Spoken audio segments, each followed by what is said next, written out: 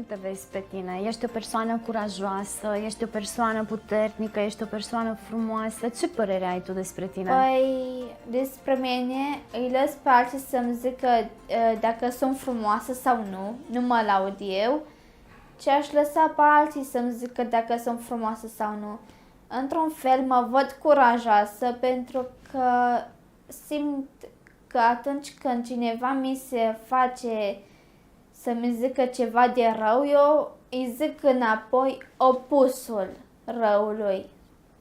Să-și vadă de treabă, cei care se leagă de mine, le dau pace, că așa e frumos.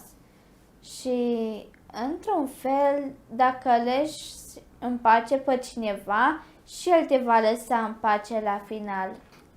Cum ai ajuns să te stăpânești atât de bine?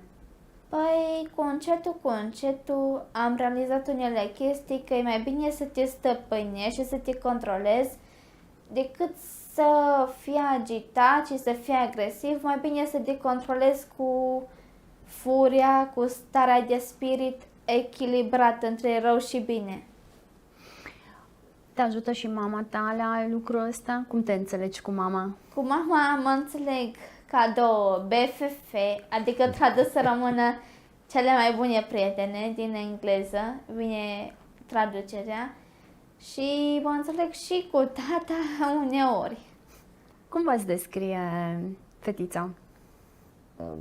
Da, acum, într-adevăr că un pic o evoluat. Noi am făcut foarte multe ședințe de psihoterapie, plus ce mai comunicăm, dar, nu știu, ea e cu schizofrenie. Sunt zile în care ne putem înțelege cu ea, dar sunt și zile în care deja o luăm pe alte căi și ea își dorește să devină independentă, dar sunt puține lucruri pe care le face și acasă. Chestia că de multe ori nu realizează niște pericole la care se expune. Când vă gândiți la viitorul Dianei, cam ce perspective credeți că sunt? Nu știu, mi este foarte greu să mă gândesc și eu m-am îmbolnăvit pe partea psihică, că au fost foarte grele toate momentele de când s-au îmbolnăvit, de la 2 ani și 4 luni.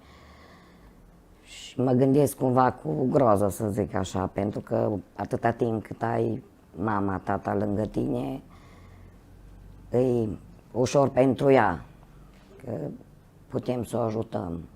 Mă gândesc că nu știu pe viitor ce se poate întâmpla, cât va fi cineva și va avea răbdare cum am avut noi cu ea, că eu am umblat foarte mult pe la toate spitalele și în București și Cluj și Târgu Mureș, să încercăm cât de cât să o punem pe picioare. Care ar fi dorința dumneavoastră cea mai mare?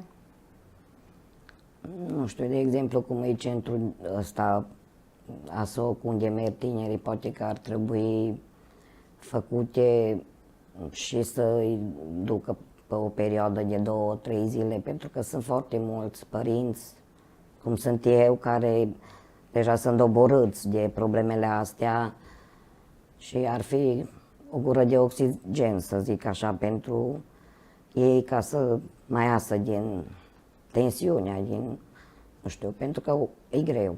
E greu când ai un copil bolnav și nu vă spun că plângeam de multe ori alături de ea când venea de jos plângând că o jigneau copiii, pentru că nu-i funcționa cum trebuie mintea și plângeam alături de ea că era jignită și umilită și, nu știu, e foarte greu.